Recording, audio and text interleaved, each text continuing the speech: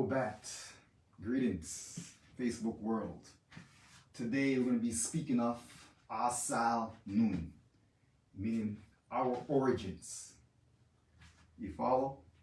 So, according to earth scientists, right, or different bodies that got together, such as NASA, the European Space Agency, Harvard, Smithsonian's Center of Astrophysics, right? So these and other bodies of people or the agencies, they came together and they came to an agreement, right? And they give the sun itself a birth date where they claim that the sun, right, has a lifespan, right, of 10 billion years. I'm getting to a point where I'm giving all of this, right, of 10 billion years.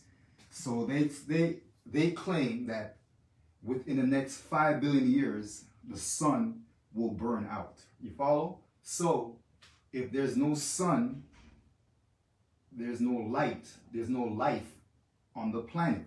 So these agencies got together and gave the sun a lifespan, where they're saying within the next 5 billion years, this sun within our solar system will burn out.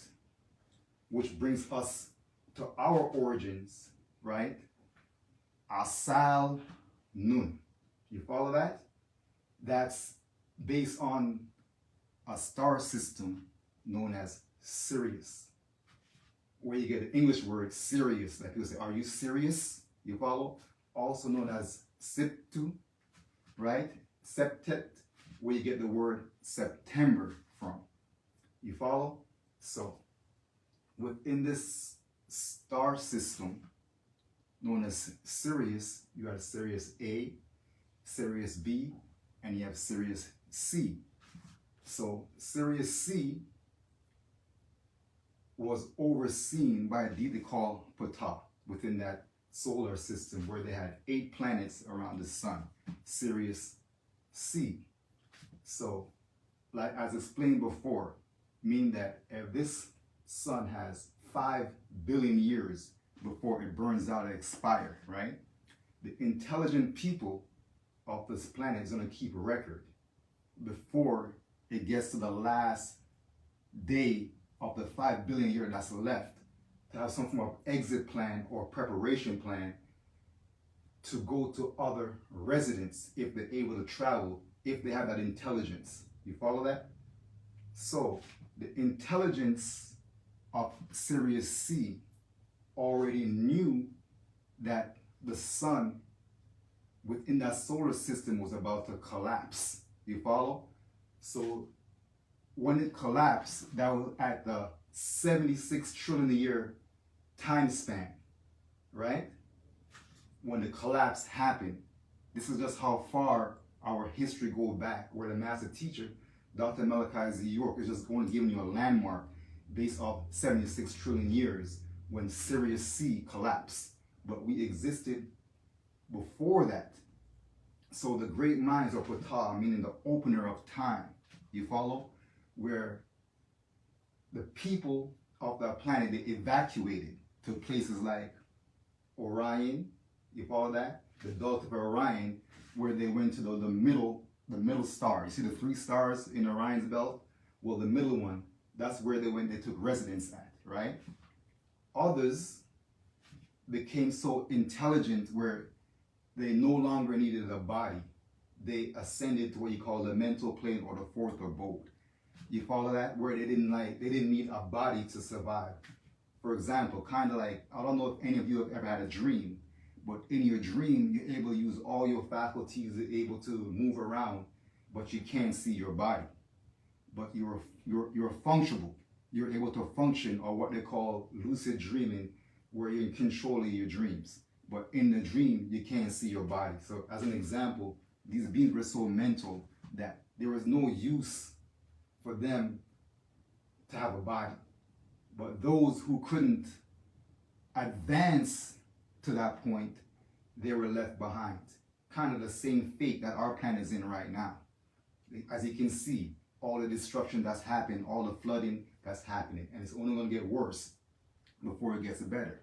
So Dr. Malachi's yoke is here, where it's giving you the necessary information, which when it gets to you becomes information, so you're able to transform yourself.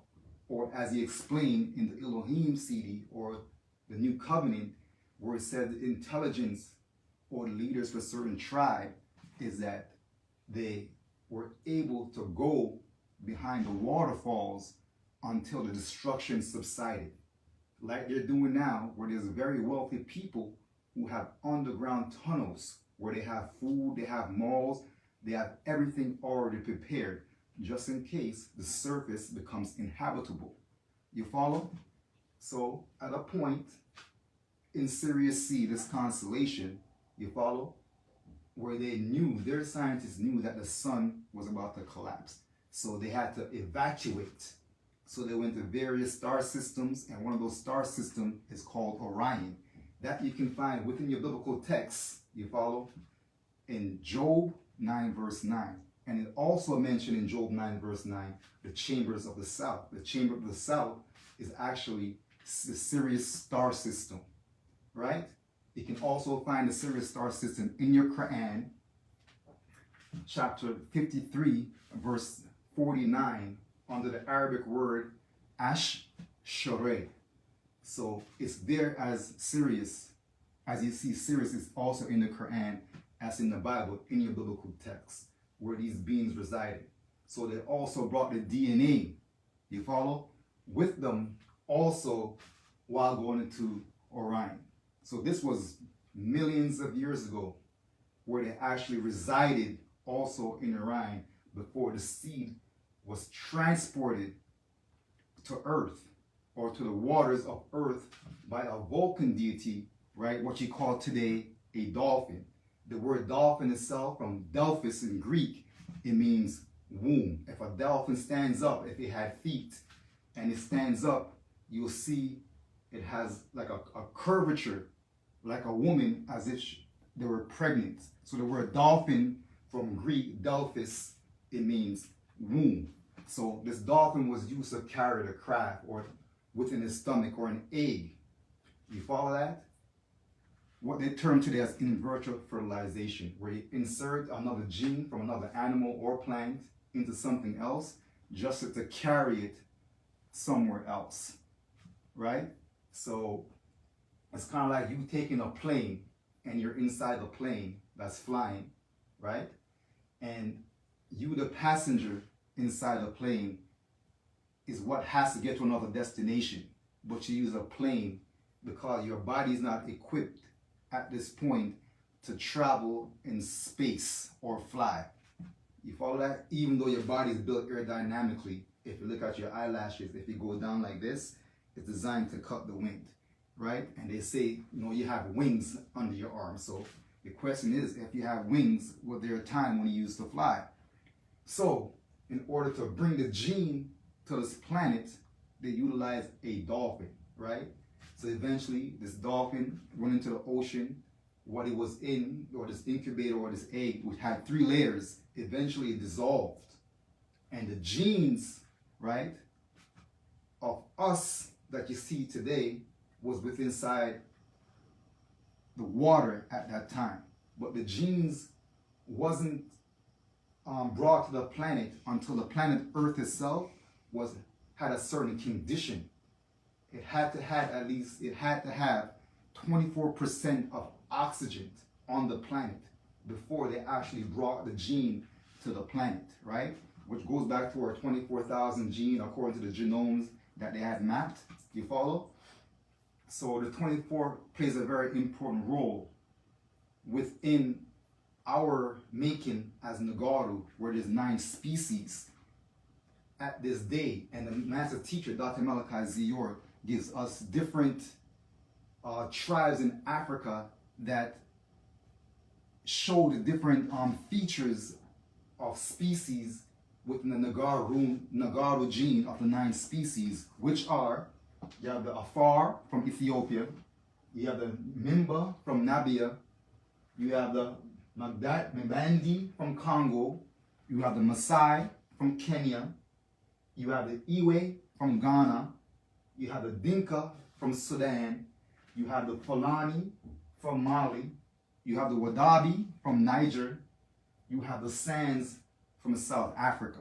So these are specific 9 features that you can see on the planet presently, where we at now as Nagaru with the 9 species. As explained before by many student teachers, there's 6 species of what you call the Mukasu or the Adamite, where you get the word Vikings or 6 kings, because the V1 in Roman numerals is 6, and then you have kings, 6 kings or Vikings. So there's 6 species to the Adamite. To us as African or Nagar Nadu or Afafre Ka'u, we have 9 species presently. You follow that? So when this gene or this X chromosome or XY chromosome came down, right, it's what you call prokaryotic, right? That's the gene or the bacteria that came down. Pro meaning before, right? Karyotic, right? This is a Greek, or from karyon, which is Greek, and it meant nut, kernel, or the nucleus. So what happened? These prokaryotic cells, it had no nucleus, right? So there's a few things that have no nucleus. You have bacteria, you have chromosomes, you have platelets. These things have no nucleus. You follow that? Within them. So it's different from eukaryotic cells, which has a nucleus, right? So this gene came down, and over millions of years it multiplied and diversified, right? And became what you know as amphibians, meaning that they were able to live on water and able to live on land. You follow that? So over time they were being observed. While they're in the water, it was known as the Noon projects. You have many projects that happened on the planet Earth, because the planet Earth itself was not originally this size. It was twice this size. At one time, it was known as Tiamat, right? The maiden of life. It's a time when this planet was occupied by Meldikians based on a crash that happened where the satellites from Nibiru had bumped into Meldics, and the Meldikians at that time thought they were being attacked. So they launched 11 craft of what they call Nibiru, or the planet that crosses the skies. You follow? And you can read more about this incident in a book called Who Lived Before Adam and Eve. Also, if you check out a YouTube class by Dr. Malachi Zero, Who Lived Before Adam and Eve. He explained the story and the whole journey. So these beings, because their planet was destroyed, or these Meldikians, so eventually they came to Earth and they resided on the Earth in the waters. And such thing we call that Bermudian Triangle, where it exists on the planet. There's beings that literally live under the water. To this day, they call them USOs. You follow? So that's an admittance that there's intelligent life beneath the water. So I say this to say is that the planet itself is extremely old, right? And the sun is extremely old according to our records, which is 93 billion years. Not what the Adamite or the Mukasu that came together and gave you a date of 10 billion years. So we have our own records, being that our record keeper is here, Dr. Malachi Z. York. So as these beings that came here became amphibians, eventually they developed what you call gills, and they're able to live in the water.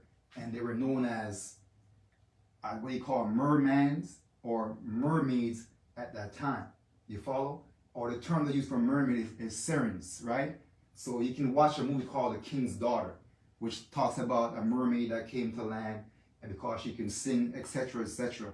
And you see, siren, it sounds like the word sirens that all these the police officers have, medical vehicles have. They call it sirens. So sirens, you know the dolphins, they make a very loud sound, right? When they travel underwater, they use echolocation to get around.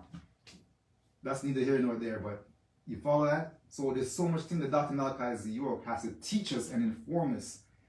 However, it's not out of reach. It's out of trust. Is that we have to be worthy.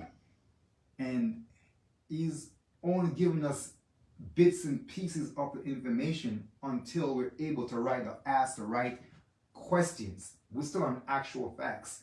We still haven't received universal facts. There's so much information, and he can go so high. You follow that? But we have to be willing to study and ask the right questions and get into these pataraks, these actual facts, and these master secrets. So to get back to the story of Ankh-Amun, or our origins, is that when the genes were transported after Sirius C collapse, you follow? From Sirius star system to what we call Orion's belt, and we went to the center sun. That center sun itself also had planets around it and was there for millenniums or millions of years before that genes was transported to Earth by way of a dolphin, which explained before, dolphin from Delphis Greeks, and it means womb. Eventually, it went into the water and germinated, diversified, and multiplied over millions of years. So those beings became amphibious, where they had gills. Eventually now, millions of years later, a tsunami was created by extraterrestrial, either sending the meteorites and it hits the water, or they create a tsunami. Like if a tsunami now that they said happened in Alaska, it's about to happen in Alaska, where there was a 7.6 point earthquake, and they gave the people warning as far as a tsunami happening. So basically, when a tsunami happens, it creates highways, whatever's in the water is going to put further inland. So the tsunami now that came in Antarctica, because Antarctica at one time was fertile, it also had swampy lands. So these beings who had gills in the water, eventually by the tsunami, was pushed to Botswana or South Africa, to what you call the Okavango swamps in South Africa, where they were sent, right? So even going back with the Nibiru trip also, right? When the Nibiru came, other beings came, and they would fall behind Nibiru. Then you had the Greys that was being hunted by these reptilians. So all the different beings ended up on the planet. Some went to East Africa, some went to West Africa. The ones that went to West Africa was known as what you call the Nomos, was also from the Sirius star constellation, because what you call the Hogons in the Dogon, the Hogons are the priests of the Dogons. You follow that? They teach us something called the Nomos, which means instructor.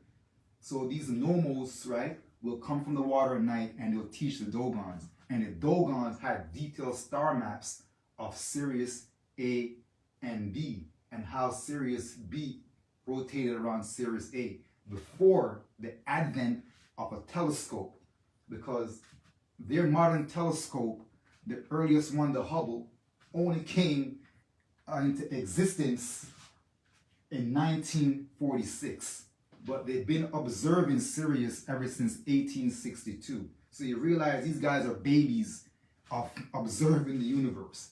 1862, the first time they observed Sirius B.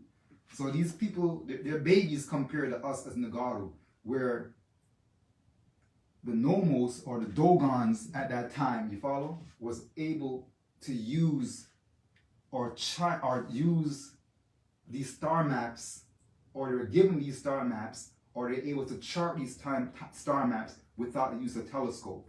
You follow that? Because these Dogons migrated from Egypt also from the 4th century, where they left from Egypt and they went to West Africa. You follow? Then you have these also beings, or these reptilian beings, also known as Dogari, all right, they call river angels in the Sudan. That's been spoken of also.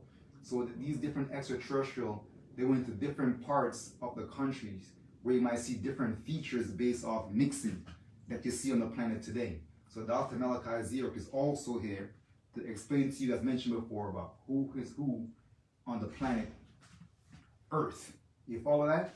So eventually, these beings developed what you call lungs, right? And they came on land and created 2 different species, what they call Australopithecus, or they term the word homonyms. You follow? You had some that were short, and you had some that were tall. The short ones, the male, 5 feet 4 inches.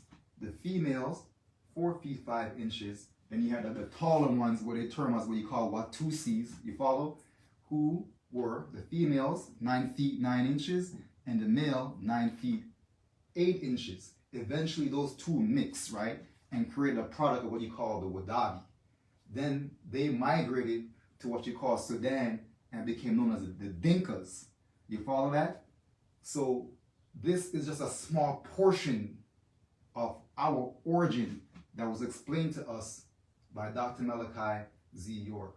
Such also from mixing now, you realize that, as explained before, we end up with the 9 species that you see now, plus others, because we're so mixed, what we call new beings, mean that we're a new being. So the 9 species that show certain different traits, as explained, is the Sands of South Africa, the Wadabi of Nigeria, the Afar of Ethiopia, the Nambandi of Congo, the Maasai of Kenya, the Iwe of Ghana, the Dinka of Sudan, and the Fulani of Mali, which is the 9 features or 9 species that you see of Africans today. And obviously there's still other mixings, so you're going to have a lot of neutrinoids or other hybrids that exist on the planet. So this is just a small breakdown of our origins, or Asal Nun in our language, our origin of the Afafreye Ka U, Africans Wadu.